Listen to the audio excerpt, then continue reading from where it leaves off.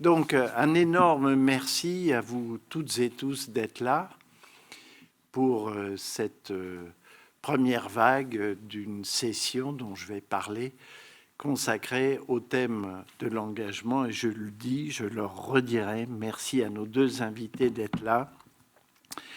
En présent, en chair et en os, ça n'est plus aussi fréquent que ça. Par les temps qui courent et dans l'atmosphère qui est la nôtre, dont je souhaite vous dire juste un mot, parce que nous sommes quand même dans une période des plus singulières. Vous savez que les journalistes ont un travers, au moins un. Souvent, il leur arrive de dire qu'un événement a un caractère inédit. Et sur cette pente, ils peuvent aller encore plus loin en disant que c'est carrément historique, comme une sorte de label sur un fait qui serait hyper inédit. Eh bien, la guerre que nous vivons, depuis l'agression de l'Ukraine par Vladimir Poutine, est quand même inédite, de par son ampleur, sa soudaineté, ses enjeux sur le sol européen, et pour le monde, inédite depuis la Seconde Guerre mondiale, même si nous n'oublions pas l'ex-Yougoslavie, la crise des missiles de Cuba, ou plus récemment la Crimée, le Donbass, la Syrie, des événements auxquels nous n'avons peut-être pas assez prêté notre attention. Ce qui est tout aussi inédit, c'est le croisement, la rencontre, le choc avec une élection présidentielle. Cette campagne aux œufs tous avait déjà toutes les peines du monde à décoller, mais à présent, avec l'incertitude majeure que nous fait vivre ce conflit, certains affirment qu'elle est carrément écrasée, pliée, elle n'aurait plus aucun intérêt. Et pourtant,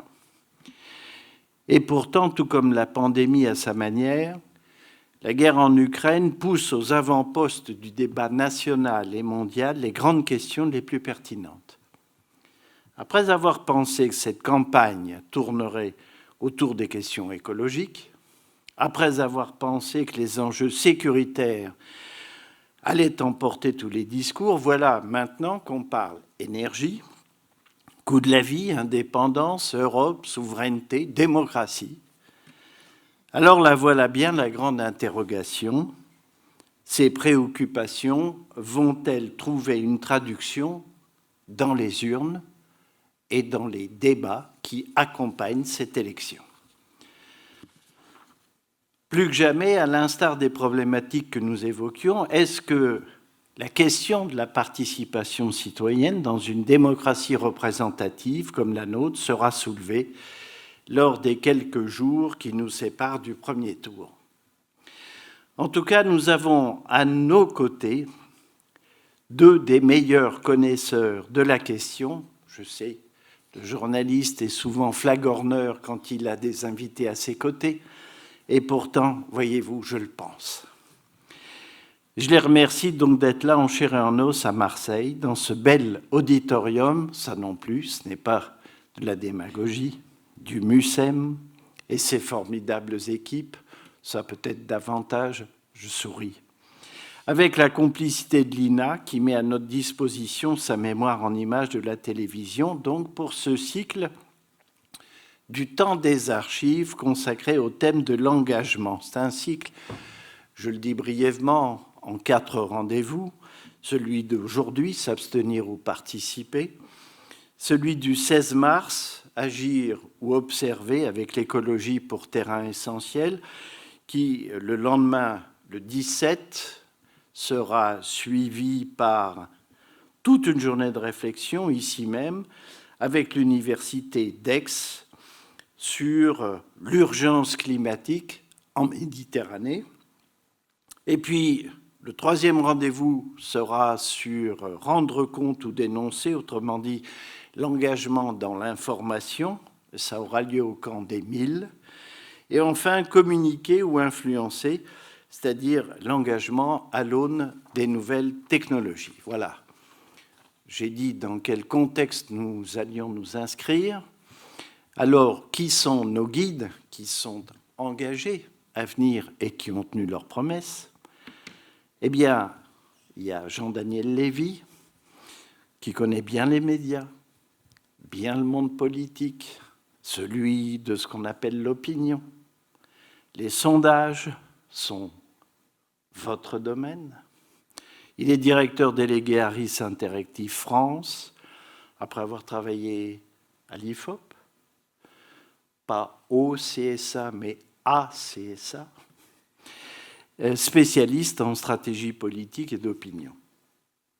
Ça va? Merci. Je fais très attention, il est à portée de main. Il y a Jean-Yves Dormagin. Vous êtes professeur de sciences politiques à l'Université de Montpellier 1, à l'École normale supérieure, agrégé de sciences politiques, d'histoire, docteur de l'Université de Paris 1. Vous avez fait un livre consacré au fascisme italien, ce qui me va droit au cœur. Mais vous avez, et c'est ce qui nous intéresse ce soir, participé à l'établissement d'une enquête et d'un livre paru chez Gallimard, La démocratie de l'abstention, avec Céline Braconnier. Vous avez donc aussi une qualité moins connue de sondeur que vous pratiquez. Et donc, quelque part, vous avez une connaissance en commun de l'art de sonder. Ça va? Oui, c'est parfait, merci. Merci. Alors, bien sûr, je voudrais vous demander à l'un à l'autre votre sentiment sur l'impact possible de ce que nous vivons tous les soirs, avec une angoisse et des pleurs retenus et parfois pas retenus sur cette guerre en Ukraine, cette situation inédite, au moins déjà sur ce premier point de l'abstention. Est-ce que vous pensez que cela peut déclencher, aggraver, provoquer une abstention forte? Jean-Daniel. Merci Hervé déjà pour cette introduction. Bonjour à toutes, bonjour à tous. On a souvent coutume en tant que sondeur de dire que nous n'avons pas vocation à prédire l'avenir, et donc je ne vais pas non plus complètement embrayer ce chemin. On va peut-être évoquer quelques hypothèses et quelques éléments de réflexion. Oui. Premier élément de réflexion, un des facteurs les plus importants qui amènent à participer et à se déplacer pour aller voter, c'est à considérer qu'il y a un enjeu et que, entre guillemets, ça vaut le coup, notamment dans un pays qui est un pays comme la France, qui est un pays éminemment politique, et qui est un pays où, d'une manière générale, lorsqu'on pense qu'il n'y a pas, au sens noble du terme, de conflictualité politique, on n'a pas forcément de raison absolue de se déplacer pour aller voter. Et on a pu le voir, par exemple, au cours des récentes consultations électorales, que ce soit dans une certaine mesure les élections municipales, mais également de manière plus nette les élections départementales et régionales. Une des questions, donc, dans ce cas-là, qu'on peut se poser, c'est est-ce que dans 4 semaines, parce que c'est dans 4 semaines, oui, c'est très tôt, il y aura, d'une manière ou d'une autre, une articulation entre ce qui se passe à l'heure actuelle au niveau du conflit ukrainien, la manière dont ça pourra être perçu dans 4 semaines, et l'idée de se dire que ça sera un élément structurant du comportement électoral des Françaises et des Français. Aujourd'hui, nous affirme plusieurs choses. Un, que l'Ukraine n'est pas un petit sujet, ce qui peut aller de soi, mais ça n'a pas toujours été le cas. Il est arrivé que dans les médias, il y a des thèmes qui ont été fortement médiatisés et que ce n'est pas forcément été perçu à la hauteur du traitement médiatique de la part de nos concitoyens. Le deuxième aspect, c'est qu'ils déclarent, ils affirment aujourd'hui, pour les 2 tiers des Français, que l'Ukraine jouera un rôle dans leur comportement électoral. oui. Le troisième aspect, dans le cadre d'intentions de vote telles qu'on peut les voir à l'heure actuelle, il y a des intentions de vote qui sont bien plus favorables actuellement en faveur d'Emmanuel Macron, candidat à l'élection présidentielle, qu'elles ne l'étaient avant même l'invasion de l'Ukraine par la Russie. C'est l'effet, celui qui dirige a une prime à sa présidence, à sa direction des affaires. C'est ça, et ça a même pu se produire à différentes circonstances. Alors, l'événement est historique, on peut le reprendre, parce qu'effectivement, dans ce sens, on n'a jamais eu une élection présidentielle qui s'inscrivait, en tout cas sous la Ve République, dans un climat qui était un climat tel que celui qu'on connaît aujourd'hui, de tension au niveau international, mais surtout aux portes de l'Europe. Mais dans une telle mesure, on a pu voir que dans des moments qui pourraient être des moments où il y avait presque de manière contre-intuitive des grands enjeux internationaux, cela profitait plutôt aux forces politiques qui étaient en présence. J'en prendrai deux dans l'histoire récente, entre guillemets. Le premier aspect, c'est 2009, les élections européennes de 2009, où pour la première fois, la formation politique du président de la République est non seulement arrivée en tête, mais arrivée très largement en tête. C'était à l'époque l'UMP, avec près de 30% des suffrages, dans un contexte où il y avait eu la crise des subprimes et également la présidence française de l'Union européenne qui avait précédé les élections. Et puis le deuxième aspect, de manière un peu plus marginale, mais quoique, après les attentats du Bataclan et des lieux environnants, des élections régionales se sont déroulées en décembre 2015 et qui ont été un peu plus favorables aux formations politiques qui se revendiquaient de la majorité présidentielle, en tout cas par rapport aux intentions de vote qu'on pouvait avoir préalablement, et donc une petite évolution. Donc ça, c'est peut-être le premier registre. En général, ça profite plutôt au pouvoir politique en place. Il y a aujourd'hui une petite inconnue qui est, vu que c'est plié, en tout cas c'est ce que nous disent les Français, est-ce que ça vaut vraiment le coup de se déplacer pour aller voter ? Oui. J'ai regardé, en fait, le 26 janvier dernier, on avait près d'un Français sur deux qui déclarait qu'il pensait, en fait, que Emmanuel Macron serait réélu président de la République. On avait, la semaine dernière, 63% des Français qui le pensaient. Oui. Donc une progression de 14 points de pronostic, pas forcément de souhait, mais de pronostic où les électeurs, mis en situation d'experts électoraux, disent de toute façon, en gros, pour les 2 tiers des Français, c'est Emmanuel Macron qui va gagner. Est-ce que dans ce contexte-là, ça vaut le coup de se déplacer ? Des deux côtés. De ceux qui veulent se dire « je vais apporter mon soutien au président de la République », sachant que le président de la République, même auprès de ses soutiens, n'est pas exempt de critiques.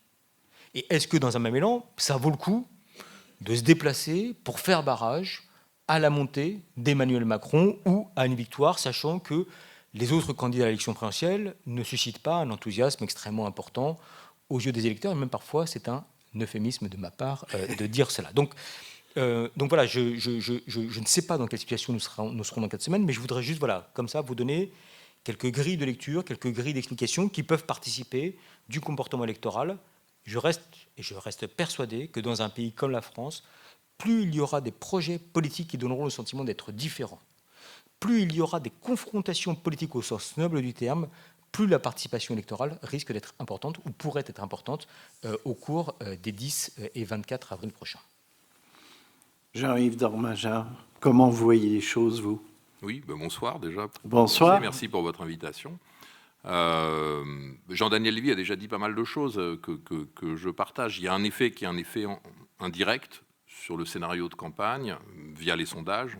On en parlera, je crois, à nouveau plus tard, mais oui, qui est effectivement cette progression d'Emmanuel Macron, avec pour conséquence de rendre l'élection de moins en moins incertaine, effectivement, donnant l'impression d'être plié d'avance. Aujourd'hui, la plupart des électeurs considèrent que Emmanuel Macron va gagner.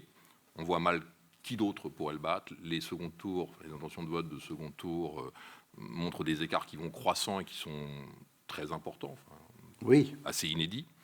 Et effectivement, un scénario de campagne qui est perçu comme déjà plié, oui, c'est un peu comme si vous regardiez, je ne sais pas, pour faire une métaphore sportive, un match de foot en différé, dont vous connaîtriez déjà le résultat. Enfin, c'est pas ce qui est le plus, c'est pas ce qui est le plus incitatif, le plus intéressant, etc. Donc il y a cet effet indirect du conflit en Ukraine sur les intentions de vote, donc sur le scénario de campagne et sur la dimension incertitude électorale, qui est effectivement une composante non négligeable de la mobilisation. Les élections qui mobilisent le plus, je ne sais pas si on en reparlera tout à l'heure, mais les élections qui mobilisent le plus, c'est les élections qui sont le plus clivées. Oui. Quand il y a des fractures très fortes, de préférence avec alors 2 candidats, c'est encore mieux, mais qui polarisent beaucoup l'attention et qui radicalisent l'élection.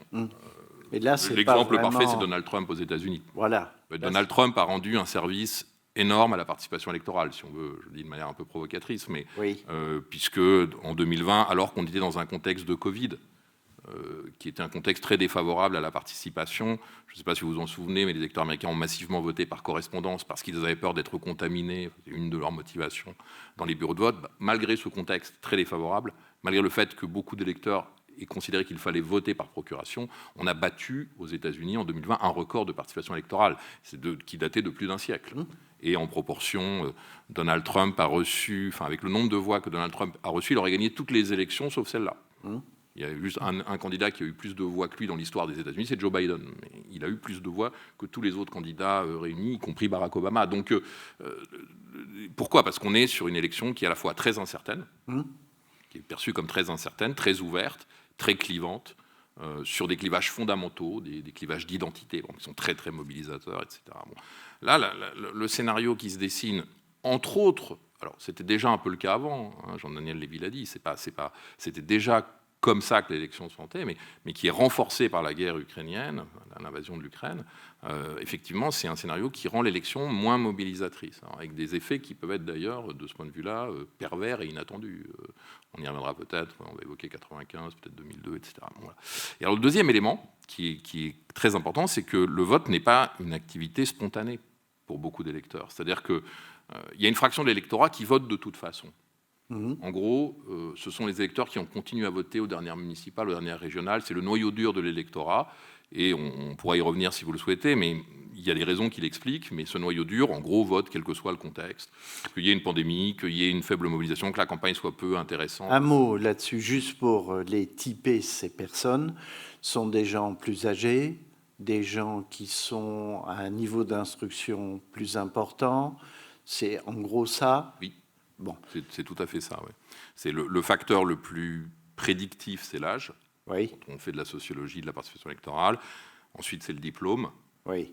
Et si vous combinez les deux, c'est-à-dire que si vous êtes assez âgé, pas forcément très âgé, mais assez âgé, et en plus que vous êtes diplômé, les probabilités que vous alliez voter sont élevées. Et bon, typiquement, les professions intellectuelles supérieures, si vous êtes profession intellectuelle, vous êtes journaliste, vous êtes universitaire, vous êtes professeur du secondaire, vous êtes dans les professions de la recherche, de l'information, etc. Vous êtes cadre supérieur, vous êtes très diplômé et vous avez 50 ans, les probabilités que vous ne votiez pas sont extrêmement faibles. Et à l'inverse, vous avez 18 ans, vous avez fait une filière technique, vous ne faites pas d'études supérieures, et si en plus vous êtes chômeur ou précaire, les probabilités que vous alliez voter sont très faibles, a fortiori dans une élection peu mobilisatrice. C'est-à-dire les probabilités que vous ayez voté au régional sont proches de zéro, vraiment. C'est-à-dire que, enfin, on l'a mesuré, il y a des profils qui ne votent pas. Donc le vote n'est pas spontané. Oui. Mais du coup, pour beaucoup d'électeurs, hein, il y a des électeurs pour qui c'est intériorisé, c'est lié. En fait, c'est lié à la politisation, on y reviendra peut-être. Oui. Parce que tout ça, en réalité, c'est des facteurs de politisation. Mais le vote n'est pas spontané pour beaucoup d'électeurs. On l'a vu aux dernières régionales. Les 2 tiers au moins des électeurs sont potentiellement des abstentionnistes. Absolument. Et ces électeurs, qui sont potentiellement des abstentionnistes, ce qui les mobilise, c'est la campagne électorale. Alors, c'est les enjeux qu'on a évoqués, mais c'est tout simplement l'existence d'une campagne. C'est tout simplement une forte présence médiatique de l'élection, une dramatisation qui est assez typique de l'élection présidentielle, où en gros, on explique aux citoyens que l'avenir du pays se joue ce jour-là, sur l'élection d'un homme ou d'une femme, avec une dramatisation extrême. Quand le candidat au second tour vient de l'extrême droite, certains mobilisent dans un sens ou dans l'autre sur la République. Vous détaillez tout ce qui manque. Oui, exactement. Et ça, c'est le deuxième élément qui est lié à la tragédie ukrainienne, c'est qu'elle capte l'attention, oui. Non seulement médiatique, mais, comme l'a dit Jean-Daniel, aussi l'attention des citoyens. Moi, j'étais frappé, on a fait un sondage quelques heures après le début de l'invasion, et les Français avaient des opinions. C'est sur une question internationale, c'est rare, mais des opinions assez tranchées. Sur la responsabilité russe, sur l'engagement des troupes militaires, sur l'accueil des migrants ukrainiens, etc. Et ça montre le niveau de mobilisation de la population, au moins d'attention. Mobilisation, c'est le mot un peu fort, mais d'attention pour l'événement, qui occupe effectivement tout l'espace et qui, quelque part, rend l'élection presque un peu dérisoire. Il y a quelque chose de... ça vous a pas échappé, les candidats ont renoncé, dans un premier temps, à faire campagne, parce qu'il y avait un certain embarras à faire campagne dans ce contexte-là, à en quelque part se vendre, parce que c'est un peu ça une élection, se vendre aux électeurs, alors même que à quelques milliers de kilomètres. Quelques milliers de kilomètres sur le sol européen, vous aviez une guerre qui commençait. Alors, je voudrais vous poser une dernière question sur ce contexte. Supposons que l'abstention soit particulièrement lourde, massive. Est-ce que l'élection du président ou de la présidente ne sera pas un problème politique avec aussi peu de participation? Est-ce qu'on peut imaginer un scénario comme celui-là? Ça sera indéniablement un problème politique, mais je ne sais pas si tout le monde en aura pleinement conscience et je ne sais pas à quelle rapidité on pourra en voir ses effets. Oui. Et si je dis ça, ce n'est pas uniquement en regardant vers l'avenir, mais en retournant un petit peu en arrière, mais pas très longtemps en arrière. Oui. Dernière élection présidentielle, au deuxième tour de l'élection présidentielle, pour la première fois depuis 1969, il y a une croissance de l'abstention. En général, on vote plus au deuxième tour qu'au premier tour d'une élection présidentielle. Au deuxième tour de l'élection présidentielle, 25% des Français ne sont pas déplacés pour aller voter, ce qui est un record absolu, si je ne me trompe pas, de baisse de participation. Le deuxième aspect, au deuxième tour de la dernière élection présidentielle, 4 millions de personnes ont pris un bulletin blanc ou nul, dans un moment où il y avait une confrontation entre un candidat qui apparaissait comme étant centriste et une candidate d'extrême droite. On était très loin du registre qui existait en 2002. 4 millions de personnes, ça veut dire que sur 100 personnes qui se déplacent le deuxième tour de l'élection présidentielle, vous en avez 12 qui prennent un bulletin blanc ou nul, alors que Marine Le Pen est candidate. Élections législatives qui ont suivi, dans un élan, dans un pays qu'on nous a décrit comme étant séduit, enthousiaste à l'égard d'Emmanuel Macron, on a uniquement moins de 50% des électeurs qui sont déplacés aux élections législatives, au premier tour des élections législatives, record absolu, et moins de 43% au deuxième tour de ces élections législatives. Mmh. Le contrat démocratique, après on pourrait en parler assez longuement, était quand même profondément abîmé. Je vais faire un raccourci horrible, parce qu'en fait c'est multifactoriel, mais le mouvement des Gilets jaunes est pour partie né de cette situation-là.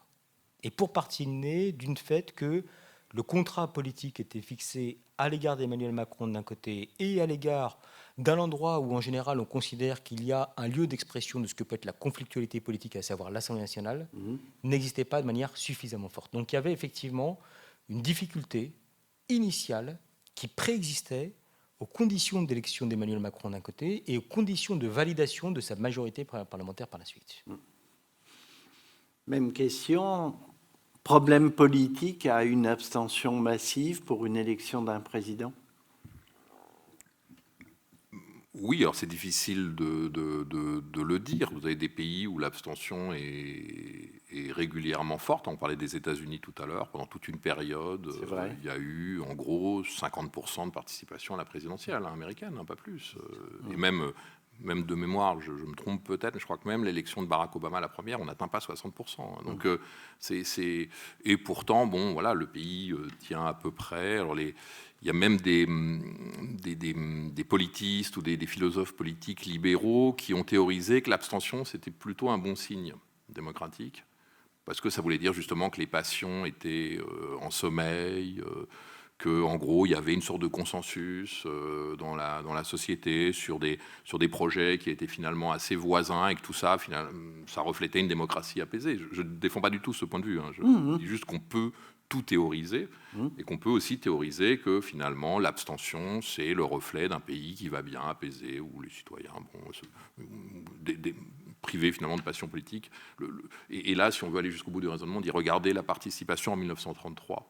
Au moment de l'arrivée au pouvoir d'Hitler, plus que de mémoire, je crois que c'est 93% de mémoire. C'est une sorte de record historique de participation en démocratie. Et on dit, voyez bien, quand les gens votent trop, c'est qu'il y a une surchauffe.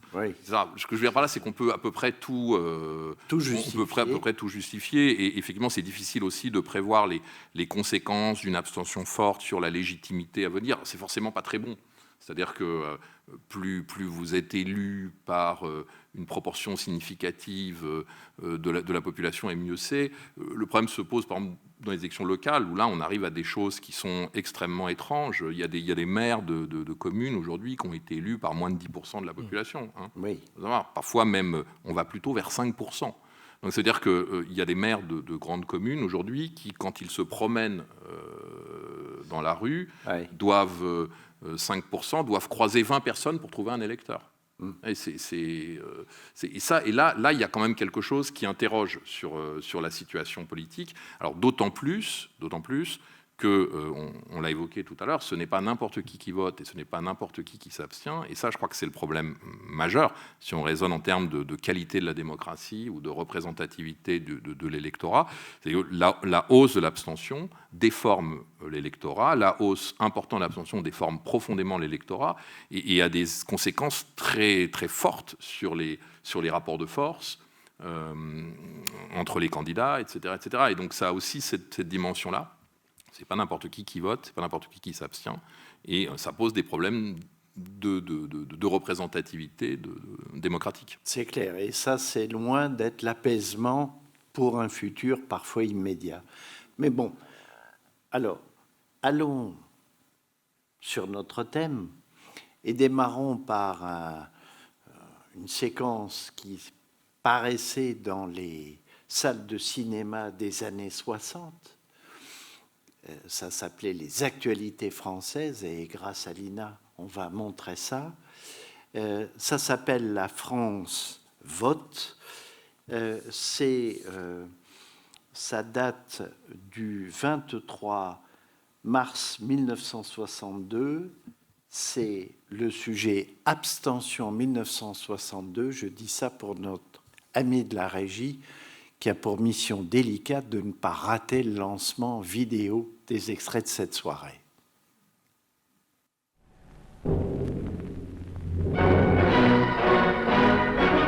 La France va reprendre le chemin des urnes. À ce propos, une constatation. Lors du dernier référendum, la France a battu un record, celui de l'abstention. Quelques 6 millions d'électeurs, plus de 26% du corps électoral se sont abstenus. C'est-à-dire un Français sur 4. 26%, c'est-à-dire le quart de la population appelée à voter. 26% qui n'ont pas dit mot.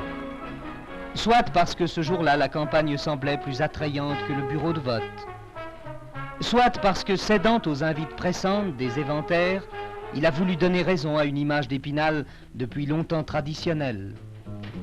Soit qu'un incident imprévisible, un accident de la rue, pourrait-on dire, l'ait détourné du droit chemin.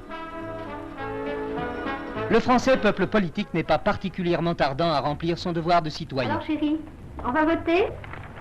Ça m'intéresse pas. Oui, ça les intéresse peu que les conflits naissent ou s'éteignent, que les menaces montent ou s'apaisent, avec tout ce que ces bouleversements leur réservent à eux-mêmes. Car ils ont eu hier, ils ont aujourd'hui, en votant, la possibilité de faire valoir leur point de vue, leur oui ou leur non a une valeur. Et qu'on ne vienne pas dire « qu'est-ce qu'une voix sur 25 millions ?» C'est oublier que ces 25 millions de voix ne sont faites que de l'addition des voix de chacun. Au lieu que l'abstention, ce refus du oui ou du non, c'est la signature en blanc, le pouvoir en blanc, le chèque en blanc, la liberté donnée d'agir en votre nom sans votre contrôle et peut-être contre vous. Oh, Pépé, avec votre 14, là, je vais vous dire, moi, si le gouvernement avait fait ce que j'avais dit qu'il fallait faire, hein, parce que vraiment, moi, j'y ai pensé à chaque fois. Donc, vous avez voté? Et vous vous êtes du même coup refusé le droit de critiquer, de juger, de discuter. Le monde ne s'arrêtera pas pour vous. Qu'opposerez-vous aux positions de Kennedy ou de Khrouchtchev? Quelle inflexion, si minime que vous la pensiez, aurez-vous donné à ces problèmes qui agitent la nation, le monde, et même la vie de tous les jours? Tout se fera comme si vous n'existiez pas, et avec votre approbation, puisque c'est avec votre silence.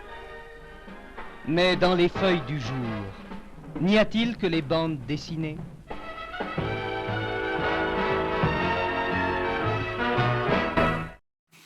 Les feuilles du jour, pour parler de l'information et de la presse écrite. Et donc, on voit bien là, à l'époque, une sorte de message culpabilisateur, très moraliste, avec des personnages qui étaient mis en scène pour le message. Et pour la petite histoire, souvent c'était le petit personnel de François ou de l'AFP qui était convoqué pour faire la silhouette ou faire le père de famille disant « ça ne m'intéresse pas ». Et donc, cet art de faire l'information reflète quand même une certaine vision du devoir de voter. Ça représente quoi cette époque-là pour vous sur l'acte de voter? C'est effectivement un rituel et ne pas s'y rendre, c'est commettre une faute? Se déplacer pour aller voter, c'est effectivement un rituel républicain. Ne pas se déplacer pour aller voter n'est pas une faute, en tout cas n'est pas perçu comme ça par les individus. Aujourd'hui. Aujourd'hui. D'une manière ou d'une autre, de ce que nous on a identifié avec nos outils, mais qui sont moins profonds que ce sur quoi a pu être amené à travailler Jean-Yves, c'est qu'on a une abstention qui reste quand même avec un fond qu'on pourrait qualifier de double. Le premier aspect, c'est notamment auprès de la jeunesse. Et effectivement, on retrouve la variable générationnelle de manière assez marquée. Un doute quant à l'utilité du vote. Ce qui va forcément dire un désintérêt pour la chose publique ou pour le débat politique. Mais un regard qui peut être un regard plutôt distant à l'égard du vote. On vient de réaliser une grande enquête auprès de 8000 personnes, 8000 jeunes pour l'Institut Montaigne, où on voit bien qu'on a une jeunesse qu'on pourrait qualifier toute chose par ailleurs comme étant politisée, mais qui a une distance, pour ne pas dire plus, à l'égard des formations politiques, une distance marquée à l'égard des institutions politiques et qui ne va pas considérer le rite républicain, voire même l'articulation entre vote et citoyenneté. Ça, c'est peut-être le premier aspect. Le deuxième aspect, quand nous sommes amenés à travailler auprès des abstentionnistes, ou à travailler auprès de l'ensemble du corps électoral et qu'on interroge les abstentionnistes, il y a un registre qui ressort, qui est de dire c'est une manière pour moi d'exprimer une forme de mécontentement, si ce n'est plus. Et donc, en fait, ça n'est pas un désintérêt à l'égard de la chose politique, c'est un message avec cette forme de caractérisation politique en disant je sais que ça va les ennuyer, parfois ils utilisent un terme qui est un terme un peu plus virulent, alors qu'on nous rabâche les oreilles sur le fait qu'on s'est quand même battu pour avoir le droit de vote, qu'il a été ouvert aux femmes, qu'il y a tout un tas de pays dans lesquels la démocratie ne peut pas s'exprimer, dans lesquels le vote n'est pas une chose naturelle, eh ben, j'ai cherché par différents moyens à leur exprimer mon insatisfaction, à leur exprimer ma colère, à leur exprimer ma critique, à dire qu'on a le sentiment qu'ils vivent un peu dans leur monde là-haut et qu'ils ne comprennent pas ce qu'est notre vie au quotidien. Et donc, dans ce contexte-là, alors même qu'il y a un enjeu électoral qui apparaît comme étant relativement faible, alors que les conséquences politiques de mon abstention n'apparaissent pas comme étant manifestes, que je vais exprimer ma désaffection à l'égard de cette consultation électorale, ce qui participe justement de cette abstention. On peut d'ailleurs voir,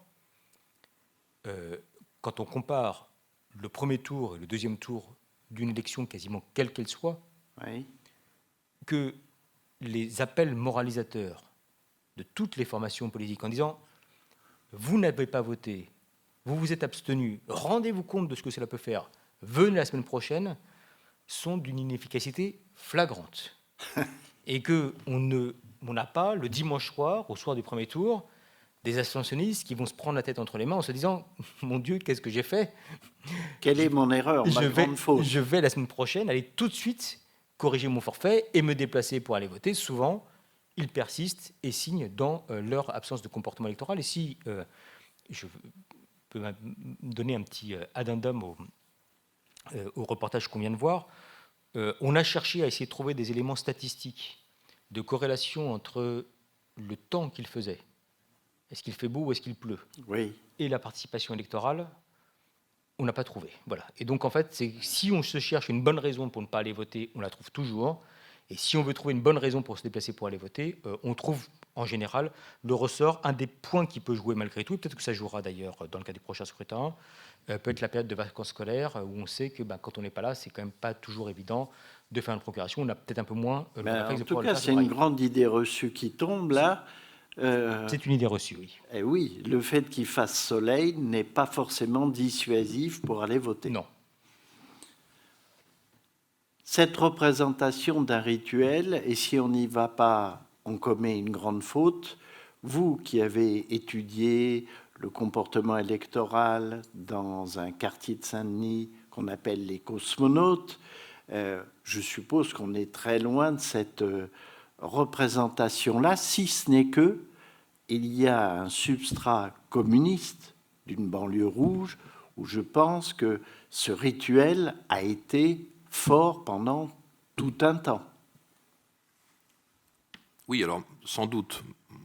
Moi, quand vous évoquez le terrain sur lequel j'ai étudié l'abstention initialement, qui est effectivement un quartier de la banlieue nord de Paris, de Saint-Denis, dont le nom, effectivement, les cosmonautes rappellent la conquête spatiale soviétique. Moi, quand j'ai commencé à l'étudier, on était déjà très loin du rituel républicain de masse. J'imagine. Je crois de mémoire que le 21 avril 2002, puisque c'est le premier scrutin que j'ai étudié là-bas, le 21 avril 2002, je crois qu'il y avait eu 290 votants de mémoire, et le quartier fait 2000 habitants. Donc, oui. Ça veut dire que le rituel, il y a beaucoup de gens qui n'y participent pas. Alors, certains parce qu'ils sont trop jeunes ou parce qu'ils n'ont pas la nationalité française, c'est à peu près le quart de la population qui n'a pas la nationalité. Mais les 3/4 qui ont la nationalité, les 2/3, on va dire, si on enlève les jeunes qui peuvent voter, si vous voulez, ça fait quand même 2/3 de 2000, ça fait 1200. Si vous voulez. Donc 1200, 300 votants. Ça dit quelque chose de la désaffection du rituel en question, quoi. Le reportage est amusant parce que, bon, pour plein de raisons. Déjà, voir un électeur rentrer dans un isoloir avec une cigarette allumée, oui, c'est une autre époque. Et on mesure qu'en 2 générations, oui. Il y a beaucoup de choses qui ont évolué. Bon, l'autre chose quand même qui est très drôle, c'est de s'affoler pour 26%. Oui. En fait, c'est 23, je crois d'ailleurs. Mais bon, Oui. de s'affoler pour moins de... Pour en gros un quart d'abstention, quand aujourd'hui on crierait au sursaut démocratique, enfin pour un référendum, pour une élection, à part la présidentielle, Oui. où jusqu'à présent, effectivement, l'abstention est plutôt plus basse. On est plutôt autour de 20% que voilà, 25%. on peut juste... Mais c'est déjà quand même extraordinaire de voir cette espèce d'inquiétude. Alors, qu'auraient-ils dit s'ils avaient appris que deux générations plus tard, il n'y aurait pas 25% d'abstention, mais 25%, enfin, j'exagère un peu, mais presque plus, on est plus proche des 25% de participation au régional et au municipal que des 25% d'abstention. Et donc c'est déjà bon ça. Voilà. Puis après, effectivement, il y a tout effectivement, ce discours moralisateur qui est amusant, parce qu'il y a quand même l'électeur qui croise une jolie fille et oui. Et ça le détourne du droit chemin. D'ailleurs, je crois que de mémoire, l'expression droit chemin est utilisée. Oui. Et c'est très drôle, c'est une espèce de métaphore du péché, quoi. C'est-à-dire qu'il est dans le péché total. Oui.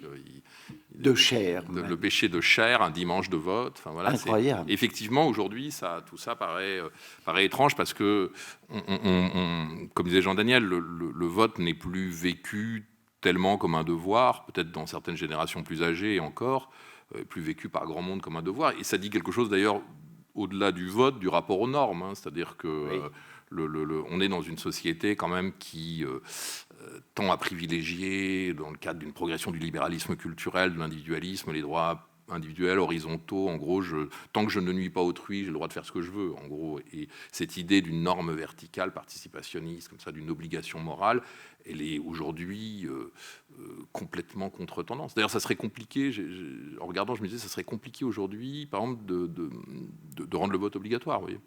Ah. Mais parce qu'on est dans ce contexte culturel, idéologique, où, en gros, le vote est un droit. Oui. C'est un droit dont on fait usage ou pas, c'est un choix personnel et n'est en rien conçu comme une obligation. Donc, si en plus on rendait cette obligation légale, on irait complètement à contre-tendance. On n'arrive déjà pas à rendre la vaccination obligatoire. Donc, si on ne peut pas rendre la vaccination obligatoire, on est obligé quand même, on est quand même obligé de trouver des démarches complexes pour inciter les gens à se vacciner, parce que donc rendre le vote obligatoire aujourd'hui, ce serait complètement contre-tendance et probablement très mal vécu. Mais on a des voisins qui, eux, pratiquent le vote obligatoire, tout proche. Oui, mais ça a été mis en place il y a longtemps. Absolument. Je pense que Donc si ça c'est avait dans été- leur si culture. si ça avait été mis en place, j'imagine que la Belgique, si je ne me trompe pas, où le Oui, vote c'est est la obligatoire, Belgique. mettait en place ce vote-là. Maintenant, sans qu'il y ait eu de débat préalable, ça ne se passerait pas forcément exactement dans les conditions dans lesquelles ça se passe aujourd'hui. On a peut-être le vote obligatoire pour les élections sénatoriales en France, hein, pour les grands électeurs, Exactement, ouais, qui, très juste. je crois qu'on est condamné à 100 € de pénalité ou Ah oui, ce qui d'amende si est jamais. particulièrement lourd pour un sénateur. Ce qui est c'est pas, alors c'est pas, ce ne sont pas les sénateurs qui payent, ce sont les grands électeurs dans ce cas-là qui Tu as raison. voilà, qui sont amenés à payer. juste. Mais avec ce vote obligatoire, et qui fait d'ailleurs qu'on n'a pas 100% des grands électeurs d'ailleurs qui votent, hein, en fait, malgré Ah tout, oui. en dépit de la contrainte. Si je ne me trompe pas, on a un peu moins de 90% de participation électorale à ce scrutin-là. Alors, on va avoir un deuxième petit sujet vidéo qui s'appelle Présidentielle 1965 avec un autre élément fondamental dans les soirées électorales et puis pour pouvoir calculer la participation et calculer l'abstention par voie de conséquence, c'est-à-dire le chiffre. Donc, présidentielle 1965. Ici le studio 3, eh bien, voici la première statistique qui nous a parvenue. Elle porte sur 67 301 suffrages exprimés. Pour le général de Gaulle, 39 159 voix. Pour M. François Mitterrand, 28 142. Nous allons immédiatement calculer le pourcentage qui ressort de ces chiffres.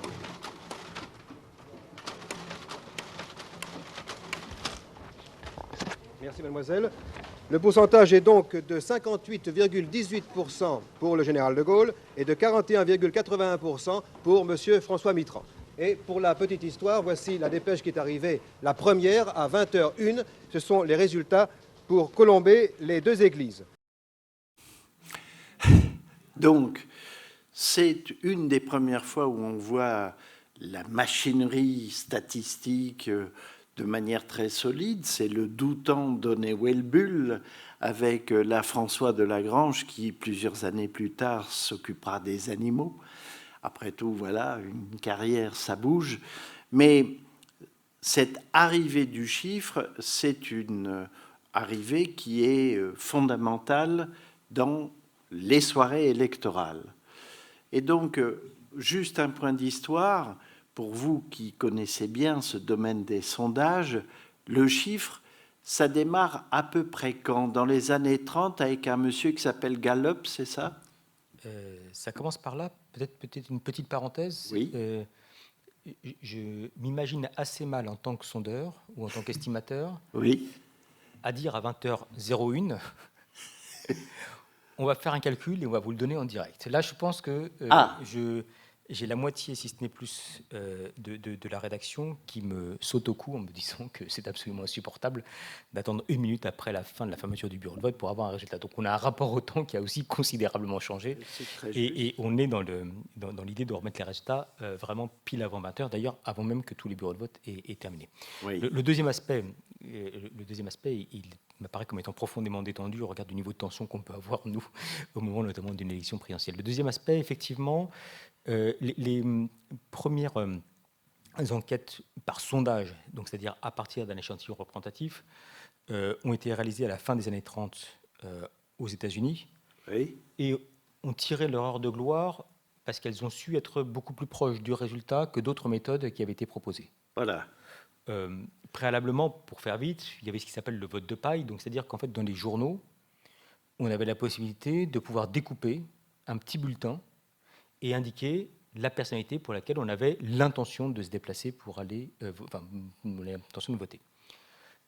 En 1936, si je ne me trompe pas, c'était un certain Lonson Oui. qui devait gagner l'élection présidentielle si on croyait Les autres. les différents supports et les différents journaux qui avaient consulté leurs lecteurs. Oui.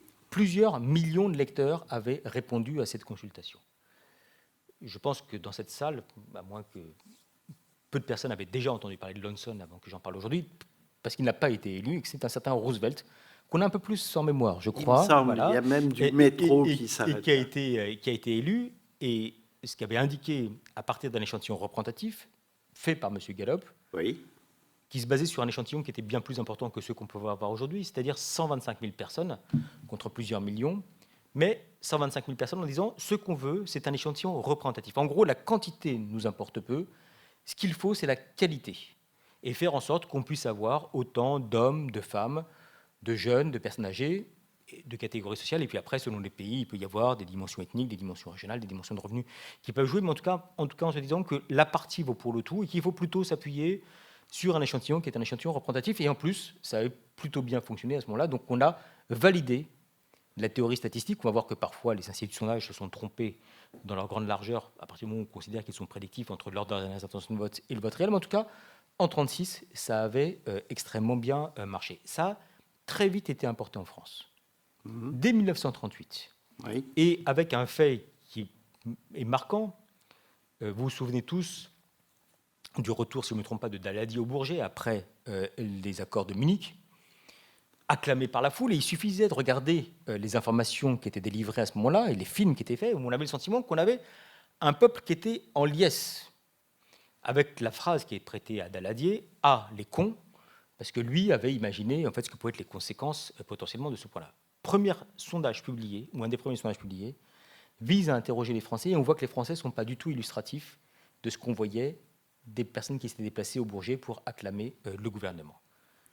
On avait une opinion qui était bien plus inquiète à l'égard de ce que pouvaient être les conséquences des accords de Munich. Et puis, par la suite, le chiffre, justement, s'est développé pour atteindre aujourd'hui, d'ailleurs, des enquêtes qui ne sont pas uniquement des enquêtes d'opinion, mais beaucoup d'enquêtes marketing, oui, qui visent à connaître en profondeur, non pas uniquement ce que pensent les citoyens, mais également ce que peuvent être amenés à penser les consommateurs. Enfin, en tout cas, ce petit retour historique fait qu'on parle d'enquêtes, de sondages, et de sondages qui sont publiés dès la fin des années 30 en France. Pour les élections, il y a même une commission qui existe, une commission de sondage, de surveillance des sondages. Donc, il y a un encadrement légal sur l'activité du sondage. D'accord, je suis étonné par votre question, parce que je pensais, comme j'ai eu... disons, quelques interactions compliquées avec eux. Je pensais que vous alliez m'interroger là-dessus. Non, oui, il y a une commission des sondages en France depuis la loi de 77, je crois. Oui, c'est ça, je pense, dont effectivement le rôle est de vérifier que les sondages qui ont une influence sur l'élection, oui, c'est les seuls sondages qui rentrent dans le champ de sa compétence, que les sondages qui ont une influence sur l'élection, en gros, sont bien des sondages. En gros, c'est ça son rôle, c'est-à-dire c'est de vérifier que ce qui est publié sous le nom de sondage et influence le vote est un sondage. Est-ce que le sondage peut influencer un vote ? Oui, alors... il y a eu des sondages pour demander aux gens s'ils étaient influencés par les sondages. Bon, ça m'a toujours un peu amusé. Bon, et alors, effectivement, quand on demande à des sondés est-ce que les sondages vous influencent, vous devinez leur réponse. Non. Oui, non. Personne n'aime dire qu'il est influencé. Bien sûr. Ce que vous subissez. Enfin, bon, voilà. Donc, évidemment, les sondés répondent que non. Moi, je pense qu'ils sont influencés par les sondages bien plus qu'ils ne l'imaginent, tout simplement parce que... on l'évoquait tout à l'heure, les sondages participent de la construction du scénario de campagne. Et le scénario de campagne, c'est le scénario... Alors, il y a des scénarios de campagne, il n'y en a pas qu'un seul, mais il y a quand même des scénarios dominants qui s'imposent dans l'espace médiatique, alors qui sont produits par les journalistes, oui, qui sont produits par les politologues, qui sont produits par les acteurs politiques eux-mêmes. Enfin, il y a tout un tas d'acteurs qui scénarisent la campagne, mais les sondages jouent un rôle très important dans cette scénarisation. C'est eux qui permettent de distinguer les grands, les petits candidats, qui permettent de dire que tel candidat fait une bonne campagne, est en dynamique, est apprécié, que tel autre a... Enfin, bon, et tous ces éléments-là, toute cette scénarisation a un impact sur le vote. Je ne sais pas si on parlera du 21 avril 2002, par exemple, mais il est possible, c'est une hypothèse, mais il est possible que Lionel Jospin n'ait pas été au second tour parce que tous les sondages le donnaient. C'est probable, même comme naturellement au second tour. Pendant un an, ceux qui ont connu cette élection s'en souviennent, pendant un an, peut-être même plus, on a eu régulièrement, donc un an avant l'élection, Ce des cas de figure seconds tours présenté. Chirac-Jospin. Je sais pas si vous Oui. vous souvenez. C'est-à-dire qu'on testait en permanence, et le match était un match Chirac-Jospin. Oui. Et à force de présenter des sondages avec un second tour Chirac-Jospin, vous finissez par oublier qu'il y a un premier tour. Et d'ailleurs, je pense que Jospin lui-même l'a oublié. Oui. C'est-à-dire que l'acteur lui-même a fini par oublier qu'il y avait un premier tour. Et les électeurs ont voté avec ce scénario en tête, c'est-à-dire que cette idée qu'au second tour, il y aurait Chirac-Jospin. Et donc, ce qu'on appelle le vote utile, par exemple, en a été énormément affaibli. D'où une dispersion très, très importante des voix de gauche au premier tour sur de nombreux candidats qui font autour de 5%. Il y a énormément de candidats de gauche qui font à peu près... La gauche est relativement forte. Paradoxalement, Lionel Jospin a une image qui, pour quelqu'un qui gouverne, est plutôt positive. Et en même temps, il se fait éliminer. Vous voyez. Et ça, là, je pense quand même que les sondages jouent un rôle à la fois direct pour le calcul stratégique de certains électeurs qui les regardent, et le vote utile. L'utilité du vote, elle est très largement déterminée par le niveau dans les sondages. Regardez aujourd'hui, par exemple, il y a un discours qui est à gauche en train de tenter de s'installer autour de la candidature de Jean-Luc Mélenchon et de dire finalement il est, alors lui il préfère le terme vote efficace, si j'ai bien compris, parce que le vote utile, ils l'ont beaucoup combattu. C'est-à-dire il l'a beaucoup combattu quand le Parti socialiste revendiquait le vote utile. Donc évidemment, mais donc il parle de vote efficace, mais l'idée c'est le vote efficace à gauche pour empêcher l'accès au second tour de l'extrême droite ou de la droite, c'est le vote Mélenchon. Vous voyez. Et ce qui permet de tenir ce discours-là, c'est l'écart entre Jean-Luc Mélenchon et les autres candidats de gauche dans les sondages d'intention de vote. Donc vous voyez, l'influence, elle n'est pas forcément directe, au sens où c'est pas que les gens étudient nécessairement les sondages, la plupart ne les connaissent pas en réalité, ou très peu, ou très mal, mais c'est qu'il y a un scénario de campagne qui s'installe. Il y a des candidatures qui gagnent en utilité parce que ce sont des candidatures qui peuvent espérer se qualifier, voire s'imposer, et donc qui maximisent l'utilité du vote. Et puis vous avez d'autres candidatures qui, à l'inverse, sont totalement dévalorisées par les sondages. Regardez, une candidate comme Anne Hidalgo aujourd'hui intéresse peu les médias, intéresse peu les commentateurs, etc., parce qu'elle est très bas dans les sondages. Et quand on est très bas dans les sondages, c'est très difficile d'exister, et ça démonétise en quelque sorte le vote. Donc oui, l'influence, elle me paraît indiscutable, à plein de niveaux, aussi, même ne serait-ce que pour emprunter de l'argent. C'est qu'il faut, les banques regardent, quand vous êtes candidat à une élection, les banques regardent, puisque vous êtes remboursé à partir de 5% des suffrages, si vous faites 10 ou 15% d'intention de vote, c'est plus facile d'emprunter de l'argent que si vous êtes à 2%. Et donc, vous avez des effets là, de renforcement aussi circulaire qui donc, opèrent. il y a une responsabilité du sondeur considérable dans cette construction du récit. C'est quelque chose qu'on prend en compte quand on fait ce métier ? Oui. Quand même. Mais de quelle manière ? Quand même un peu. De plusieurs manières. Enfin, le premier aspect, c'est d'essayer de faire le mieux possible notre métier, qui est un métier, je ne vais pas me plaindre, mais qui est un métier exigeant, et qui fait que pour pouvoir savoir en fait dans quelle mesure les personnes vont adopter un comportement électoral, on ne leur pose pas une question, mais on leur pose plusieurs questions. Oui. Qui est la question de l'intention de vote, savoir s'ils sont certains ou pas de voter, savoir s'ils sont sûrs de leur choix, savoir s'ils hésitent vraiment, si oui, avec quelle personne éventuellement ils peuvent être amenés à hésiter, et même la manière de pouvoir définir la certitude de choix peut s'effectuer de différentes manières. Soit on pose la question de manière directe, est-ce que vous êtes certain ou pas de votre vote, ou de vous déplacer pour aller voter, et les personnes peuvent nous dire oui, j'en suis tout à fait, plutôt pas ou pas du tout certain. Ou éventuellement, on peut même poser la même question pour aller d'une échelle de 0 à 10. 0, je suis sûr que je ne vais pas y aller. 10, je suis absolument certain d'y aller. Des notes intermédiaires permettant d'indiquer les nuances de certitude dans le fait de se déplacer ou de ne pas se déplacer pour aller voter. Parce qu'il y a aussi toujours des biais dans le simple fait de poser des questions, le simple fait de pratiquer cette interrogation, pas uniquement pour les intentions de vote, pour tout type de questionnaire qui peut être administré, mais forcément, sur le vote, ça peut exister. Et donc, le calcul de l'abstention constitue un enjeu qui est un enjeu assez important. Il y a eu d'autres enjeux par le passé, l'évaluation du vote communiste au cours des années 70, l'évaluation du vote pour l'extrême droite dans les années 90-2000, et aujourd'hui notamment l'évaluation du vote de la participation électorale. Il y a eu également une évolution des méthodes. On était passé de méthodes face à face pendant 80 ans environ, oui. Téléphonique pendant une quarantaine d'années, et Internet depuis une vingtaine d'années. Donc l'évolution des méthodes a aussi des incidences sur le recueil de Aujourd'hui, c'est principalement Internet. Aujourd'hui, c'est principalement Internet, avec à chaque fois, comme tout type de méthode, des avantages et des limites. Les personnes qui sont peu à l'aise avec l'écrit, les personnes qui font partie de cette fracture numérique, les personnes qui sont les plus âgées, mais également parfois même les plus jeunes, parce qu'elles consultent moins les mails contre-intuitivement, en tout cas, elles vont moins avoir recours au numérique, vont nous faire confronter à des difficultés ou à des trous, entre guillemets, qu'on peut avoir dans la raquette, qu'on cherche à corriger de manière également, là aussi, quand on travaille en termes d'intention de vote, on rencontre à la commission des sondages des outils en fait, qu'on va recourir pour essayer de limiter les biais. Mais il y a, encore une fois, aucune méthode idéale.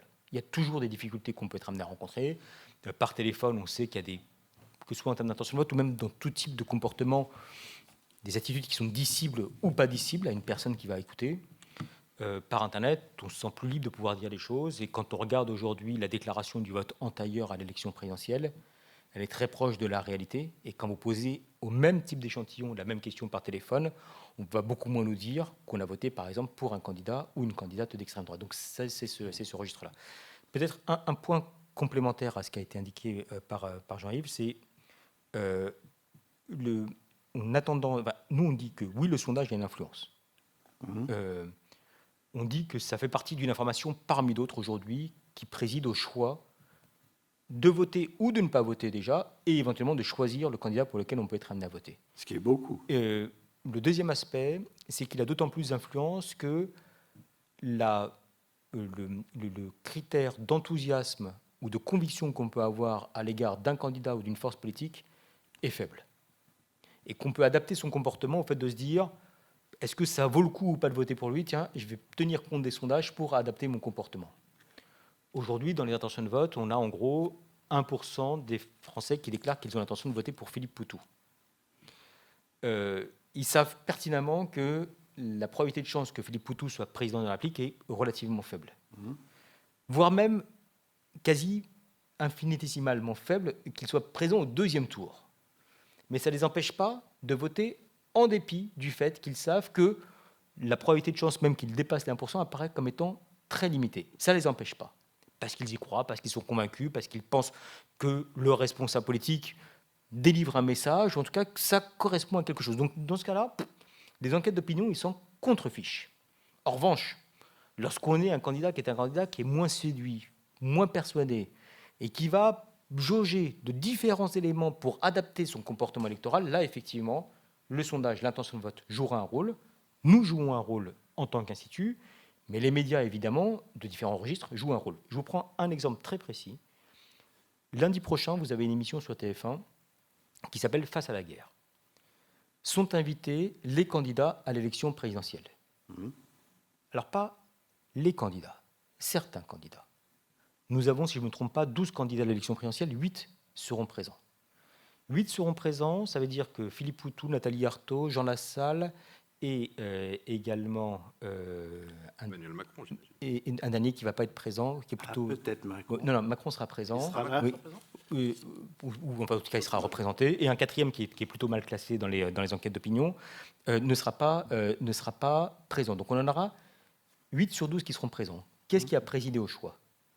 Les intentions de vote, à l'heure actuelle, qui ont fait qu'au niveau de la chaîne TF1, mais c'est valable pour toutes les chaînes, on va tenir compte des intentions de vote et du poids dans l'intention de vote. Et le deuxième aspect, c'est que même le temps qui va être imparti à chacun des candidats, si je ne me trompe pas, va être lié à deux dimensions, qui va être la puissance du groupe parlementaire à l'Assemblée nationale et également le poids dans les intentions de vote aujourd'hui. Donc on a des effets qui sont des effets absolus, de la production sondagière d'un point de vue global, dans la définition déjà de ce qui peut être présent dans les médias ou pas à des moments qui sont des moments de conflictualité politique importante, et puis également de comportement électoral, enfin en tout cas de temps qui peut être imparti à chacun des candidats. Alors, on va essayer d'aller de l'avant sur le côté multifactoriel, comme vous dites souvent, pour expliquer l'abstention. Je vous propose de voir cette autre vidéo qui s'appelle « Abstention 2014 ». Et on a là une sorte de florilège des arguments et on revient après pour parler de ce qui peut expliquer l'abstention. Et puis nous avons voulu savoir ce qu'en pensaient les abstentionnistes, entre la moitié et les 2/3 qui ne sont pas allés voter, la moitié et les 2/3 des inscrits. Quelle a été leur réaction après l'annonce de ces résultats? Isabelle de Lyon, Olivier Combes avec nos bureaux en région. En Avignon, les électeurs ont largement boudé les européennes. 59% d'abstentionnistes dans la ville et peu de regrets. J'avais pas de raison pour voter, puis j'ai pas trop suivi. Présidentielle, oui, mais le reste, je m'intéresse pas trop. Je pense qu'on n'est pas assez informé, ou alors on ne cherche pas assez à s'informer, peut-être, sûrement notre responsabilité. Mais en tout cas, ça semble trop abstrait, on ne le vit pas assez au quotidien. C'est pas que ça m'intéresse pas, c'est juste que de nos jours, c'est comme voter pour le moins pire en fait. Plus qu'un désamour pour l'Europe, c'est un rejet de la classe politique qui s'exprime à Toulouse. C'est vrai que quand je vois que le FN est arrivé premier, bon, ça me fait un peu peur. Mais pour moi, voilà, la droite, la gauche, c'est tous les mêmes. Maintenant, c'est vrai que si des extrêmes commencent à l'emporter, je songerai à aller voter un peu plus souvent, c'est sûr. J'y crois plus, quoi. Donc oui, il y a le Front National qui passe en tête, mais est-ce que c'est pas à ce moment-là que ça va... C'est peut-être ça qui va faire bouger les Français, hein, on ne sait rien. Le résultat fait peur, mais il est peut-être nécessaire. Qu'est-ce que vous voulez dire aux politiques en ne votant pas ? Je pense qu'il faudrait qu'ils commencent à bosser, ou peut-être faut changer le système politique, je ne sais pas. Moi, je crois que c'est un peu des notables et certains politiciens, les partis traditionnels et tout ça, quoi. Il faudrait que les politiques se rapprochent des gens et voient un peu plus et ouvrent un peu plus les yeux. À ce moment-là, vous retournerez voter ? Ah oui.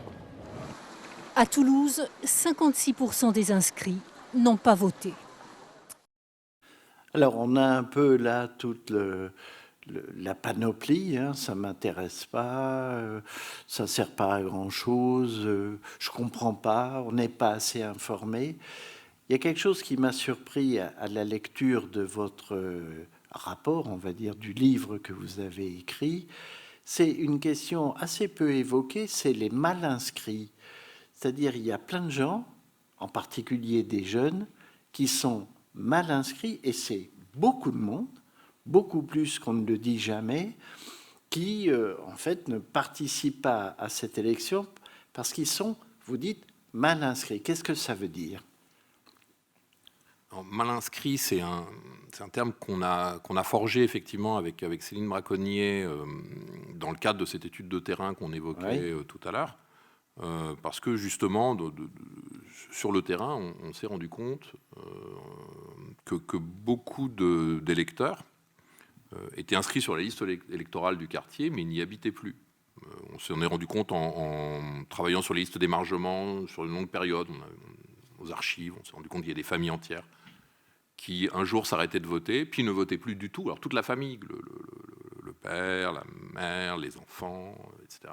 Et puis plus personne ne votait, et ça se terminait toujours par une radiation. Donc au bout d'un moment, on s'est dit, mais c'est bizarre, en fait, ces personnes sont mal inscrites. Et donc on est allé ensuite dans le quartier, on s'est aperçu que ça concernait beaucoup de monde. Alors à l'époque, on pensait que c'était quelque chose qui était propre au quartier populaire. On imaginait ça plutôt comme une sorte de manifestation typique des milieux populaires, de ce rapport à l'inscription. Et puis on s'est rendu compte que ce n'était pas du tout le cas en étudiant des quartiers du centre de Paris, dans le Marais, etc. Bon. Après, avec l'INSEE, on a du coup mis en place des dispositifs de mesure au niveau national de cette mal-inscription. Et effectivement, vous avez raison, c'est un phénomène très très massif, parce que ça représente à peu près 7,5 millions d'inscrits sur la liste électorale. Hein.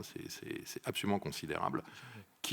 Pardon ? Sachant qu'il y a 47 millions de Français qui sont inscrits. Oui, c'est 15% à peu près de la liste électorale qui est mal inscrite. C'est-à-dire, concrètement, ce sont des gens dont l'adresse, le domicile ne correspond pas à l'adresse électorale. Alors ça, parfois, c'est voulu, hein, ça peut être volontaire, c'est très souvent subi. Et effectivement, c'est un très fort facteur d'abstention, et particulièrement très fort dans la jeunesse, parce que dans la jeunesse, c'est environ 40% de la jeunesse qui est mal inscrite. Si vous ajoutez les non-inscrits, dans une tranche d'âge comme les 25-34 ans, vous avez 50% de cette tranche d'âge. C'est vraiment phénoménal. Et 50% de cette tranche d'âge qui est soit non-inscrite, soit mal inscrite.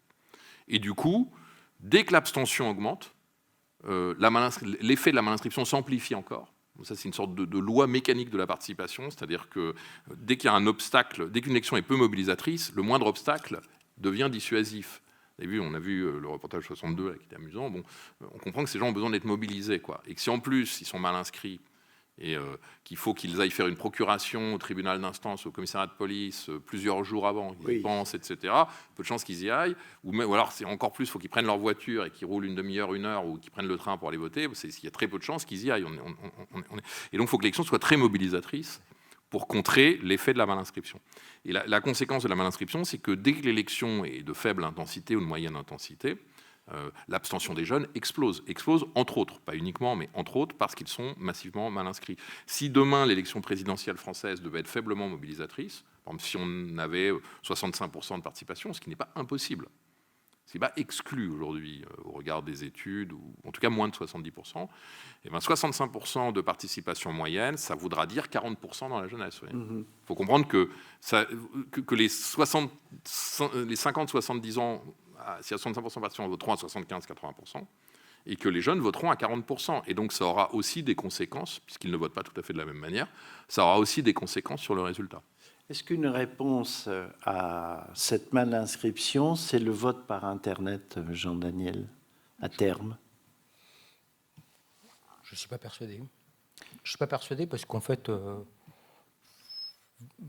sur le papier, à partir du moment où on est bien inscrit, voter, c'est pas si compliqué.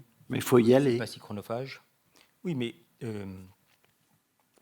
c'est rare qu'on nous dise entre 8h et 18h, un dimanche, j'ai pas trouvé le temps de consacrer 10 minutes pour aller voter. Oui. Ou alors, si on nous dit ça, c'est que c'est quand même un argument souvent un peu fallacieux. Oui. Nous, souvent, en fait, quand on pose la question aux Français, quel que soit le type de sujet, et quand le premier argument, c'est dire « j'avais pas le temps de le faire », on a tendance à penser que le temps, c'est un choix de priorité. Donc ça veut dire que ça n'apparaît pas comme étant de la priorité absolue. Je ne dis pas que ça serait avec un effet nul, mais que penser en fait que le seul problème aujourd'hui de l'abstention, ou que la seule raison de la non-participation, c'est lié au mode de consultation. Je ne suis pas persuadé en fait, que ce soit le cas. Et vous pouvez me le voir parfois que dans des entreprises dans lesquelles il peut y avoir des votes qui sont organisés et qui sont des votes électroniques, certes, il y a un peu plus de mobilisation électorale qui se profile. Mais ce n'est pas énorme. Mais on n'est pas sur du 100%, loin s'en faut, de la participation, et qu'il y a aussi d'autres ressorts ou d'autres registres qui font que soit on ne comprend pas les enjeux, soit on n'est pas d'accord avec l'offre politique, etc. Et donc que dans ce contexte, enfin l'offre électorale ou l'offre syndicale, et que donc dans ce contexte-là, c'est pas uniquement parce qu'en fait on aurait pu vouloir voter autrement que ça participe. Donc probablement, enfin, si on arrive à développer le vote par Internet, le vote par correspondance, la simplification des conditions de vote que ça pourrait jouer, mais au final, je pense qu'en fait le problème principal est un problème à caractère politique et pas forcément un problème concernant les méthodes aujourd'hui d'expression. Alors ce problème politique, pour aller un peu plus encore au fond des choses, quel serait-il? Ça, un problème de situation sociale, un problème d'offre politique, un problème d'adhésion au jeu politique classique, à la démocratie représentative? C'est quoi? Si on a encore 2h30, 3 heures pour pouvoir en parler, on va pouvoir... On a 7 heures devant nous très encore. Bien. Les portes sont bien fermées, donc personne ne peut sortir. Tout est bouclé, de toute façon, ils sont là. Je crois que si on prend un des extraits qu'on a vu dans le reportage précédemment, il y a un moment où ce que nous disent un certain nombre d'électeurs, c'est gauche et droite, à peu de choses près, c'est la même chose. Oui. Et qu'on a du mal à voir vraiment ce sur quoi, en fait, il y a une différence fondamentale en termes de pratique politique, voire en termes d'efficacité. Mais je mets également la question des valeurs, qui nous apparaît comme étant absolument centrale, et qu'au bout d'un moment, l'idée de se dire, par exemple, au cours des années 80, que la gauche ou la droite au pouvoir, c'était quand même différent, pas uniquement en termes de pratique, mais également en termes de substrat de ce qui peut être donné à la société française, c'est quelque peu étiolé au fur et à mesure du temps, et avec des électeurs qui ont été assez déstabilisés. Peut-être le deuxième aspect, je pense qu'on ne peut pas ramener cela qu'à ce niveau-là, mais en tout cas, ça a joué aussi assez fortement. Un des problèmes endémiques de la société française depuis les années 70, mais qui traduit parmi les motivations de vote les plus importantes, c'est le rapport au chômage. Le sentiment qu'on ait eu des gouvernements de gauche ou de droite aux responsabilités et qui n'ont pas réussi, ni les uns ni les autres, en tout cas au cours de la décennie 80, 90, 2000, voire pour partie 2020, à répondre à cet enjeu fondamental qui est le chômage, voire même le rapport plus général à ce que peut être le travail et l'emploi, en termes de qualité et pas uniquement en termes de quantité, à déstabiliser très profondément. Et dans un pays comme la France, qui est un pays qui, à nos yeux, apparaît comme étant un des pays les plus politiques dans le monde, indépendamment de la question de la participation électorale, on a une situation où, au final, c'est une forme d'amour déçu qui s'exprime avec virulence, notamment de la part des abstentionnistes. En réalité, les Français continuent à voter. C'est-à-dire, surtout pour la présidentielle. Oui, il faut faire attention, parce que là,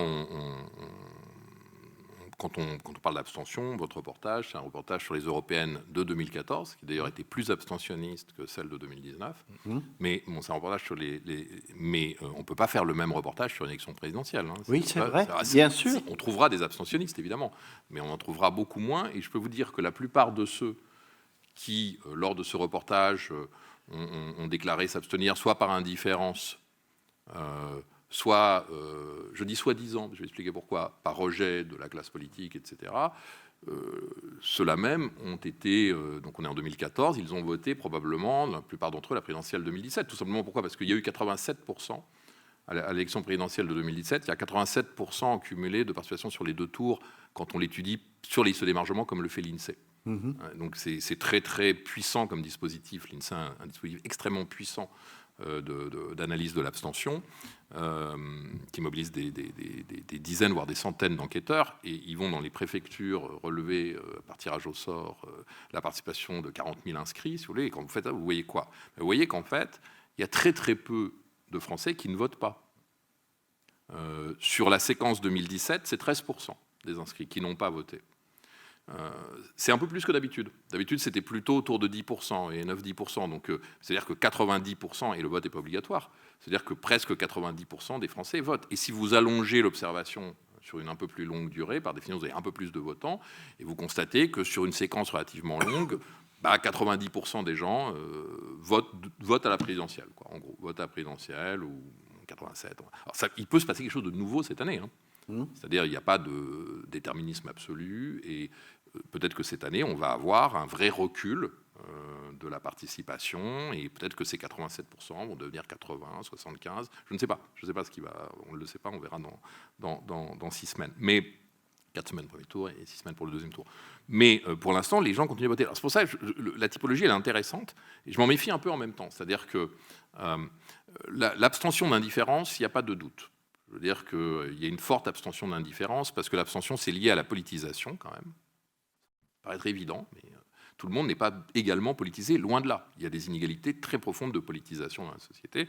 Et en gros, plus vous êtes politisé, globalement, plus vous votez. Il y a une petite abstention très politique, mais elle est vraiment minoritaire, elle est assez marginale. Oui. Puis moins vous êtes politisé, plus vous risquez d'être abstentionniste. On pourrait développer ce qui fait qu'on est politisé ou pas, c'est un autre débat. Mais, et après, vous avez tous ces gens qui disent oui, mais ils ne s'intéressent pas à moi, ils sont pareils, etc. Oui. Alors, ils le pensent en partie, je ne conteste pas du tout l'authenticité de leurs propos. Mais déjà, quand même, ils se justifient en disant ça, parce que c'est plus eux les coupables, vous comprenez ? C'est les hommes politiques, la classe politique. Donc là, ils ont un journaliste, vous avez été journaliste, vous voyez, ils ont un journaliste qui vient avec une caméra, qui dit pourquoi vous n'êtes pas allé voter, ils disent non, c'est de leur faute, ils sont mauvais, ils sont pareils. Bon, ça pour moi c'est un peu de la justification. Il y a une part de, ils le ressentent en partie, mais il y a une part de pourquoi ? Parce qu'ils vont aller voter à la présidentielle. Et pourquoi la classe politique elle est la même, vous voyez, est-ce que les candidats à la présidentielle s'intéressent plus à eux que non ? Mais je veux dire, mais c'est juste que l'élection est peu mobilisatrice. Et dès lors qu'elle est peu mobilisatrice, comme les européennes de 2014, elle produit beaucoup d'abstention chez les peu politisés, chez ceux qui sont plus éloignés, qui ont moins l'habitude de voter, les mal inscrits, etc. Parce que 87% de participation, il faut comprendre que les 13% d'abstentionnistes, dedans, vous avez presque une moitié de mal inscrits. Oui. Dont des fois des gens qui vivent à Marseille et qui sont inscrits à Valenciennes et qui n'ont parfois même plus de famille ou d'amis là-bas, donc c'est très très compliqué pour eux de voter. Donc vous avez à peu près une moitié d'inscrits, donc il reste en gros 7-8%. Sur les 7-8%, vous en avez 2-3% qui sont malades. qui vivent dans des EHPAD, qui sont hospitalisés ou qui sont souffrants ou qui ont des troubles cognitifs, très âgés. Hein. Il faut 10%, 11% même aujourd'hui des inscrits ont plus de 80 ans. Et une proportion non négligeable, nettement plus que ça encore. Donc, donc si vous souscrivez ça, en gros, 95% des bien inscrits en bonne santé votent, jusqu'à présent.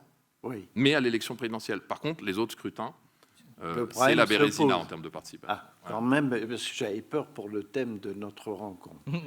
Mais... Oui, puis en plus, l'abstention est quand même paradoxal que je dise qu'il n'y ait pas d'abstention. Exactement.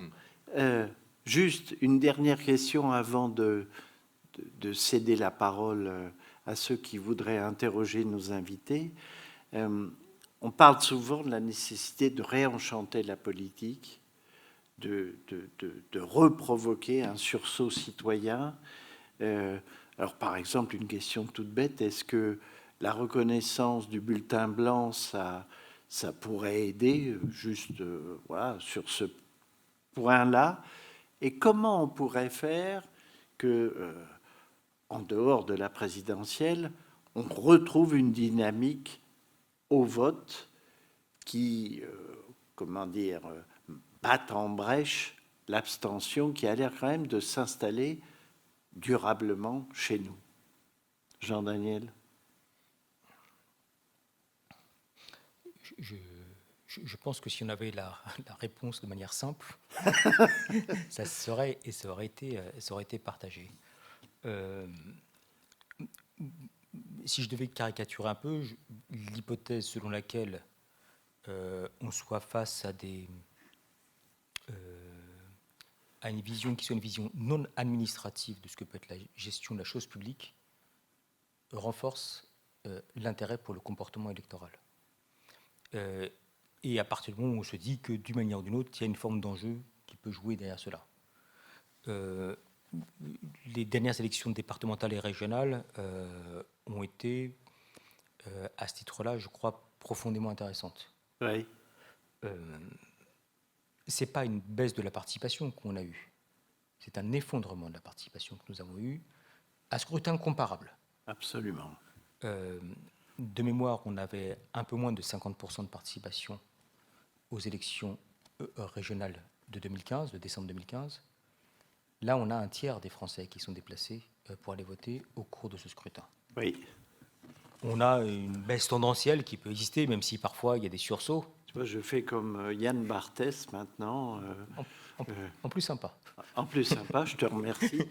Donc, pour les élections départementales 2021, ça, c'est l'abstention. Oui. 66%, oui. 68% au premier tour, et au second tour, 65%, 64%. Et par rapport à 2001, mais moi je comparais ne serait-ce qu'à 95, on est habitué à ce qu'il y ait une baisse tendancielle de la participation. Il y a eu quelques sursauts qui ont pu exister.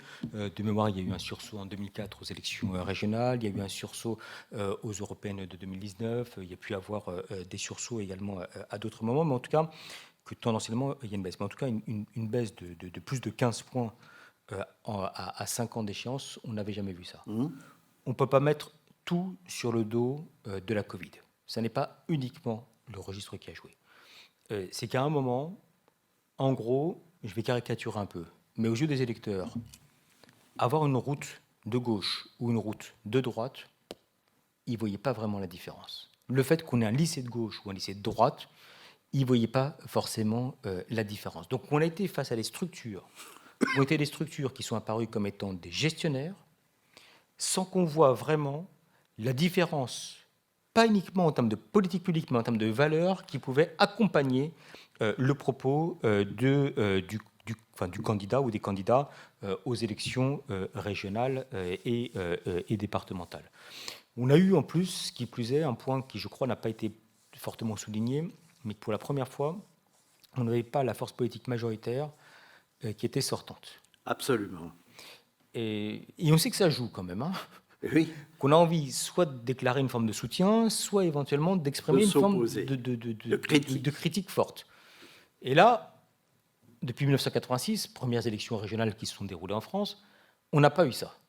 Et donc ce point-là a été un point complémentaire qu'il n'y a pas un phénomène unique d'explication, donc qui participe aujourd'hui, qui a aggravé ce regard-là. Donc pour répondre en gros à la question, on n'arrivera jamais à trouver un seul facteur, mais en tout cas, ce que l'on peut voir, c'est est-ce que mon vote sert à quelque chose? Et s'il sert à quelque chose, c'est non seulement parce qu'il peut changer la vie, mais comme je ne crois pas qu'on soit un pays complètement individualiste, mais qu'il y a également une représentation de ce que peut être l'intérêt général qui participe de cela, fait qu'on a également cette forme de regard à l'égard de ce que peut être la définition de l'intérêt général et la défense de l'intérêt général par différents candidats. Si on a le sentiment qu'au final, ce n'est pas extrêmement différent, c'est un peu moins motivant pour se déplacer, pour aller voter. Peut-être juste un point avec une petite devinette pour terminer ce premier propos.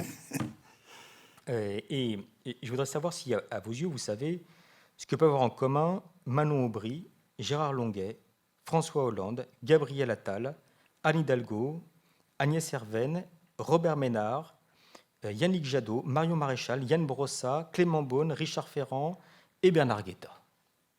Et Bernard Guetta, c'est Guetta qui me trouble le plus. Non. Ce sont des responsables politiques qui étaient invités hier matin à la radio ou à la télévision.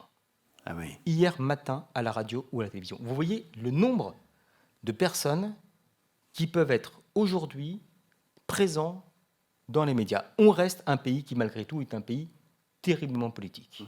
On est un pays où, quand vous allumez la radio, forcément, je vous ai cité en plus que des responsables politiques. Hein. Oui, j'ai une parole politique. Et on a cet intérêt pour la politique. Oui.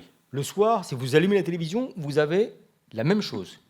Le week-end, en moyenne, je crois qu'il y a entre 14 et 16 émissions politiques à la radio ou à la télévision. Oui.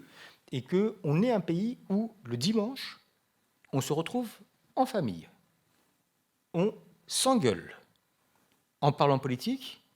Et quand on quitte le repas le dimanche, on sait qu'on reviendra le dimanche d'après refaire exactement la même chose. Donc, on reste un pays où, justement, il y a cette forme de passion politique, malgré tout, qui nous habite. On pourrait remonter, et pour partie, ça remonte à 1789. Mais la capacité à pouvoir avoir ce regard projectif dans le cadre des conflictualités politiques telles qu'elles peuvent s'exprimer à l'égard des élections manque aujourd'hui quelque peu de saveur.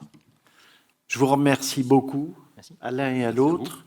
On est pressé parce qu'il faut aller tout de suite voir le match de rugby. Absolument. Merci énormément à vous tous et toutes d'être venus. Merci à l'homme qui est en régie. Merci à Sophie, à Mireille, à François, à Clémence, à Elisabeth. Formidable. Et puis à l'acte 2 de l'engagement pour le 16. Merci encore. Merci.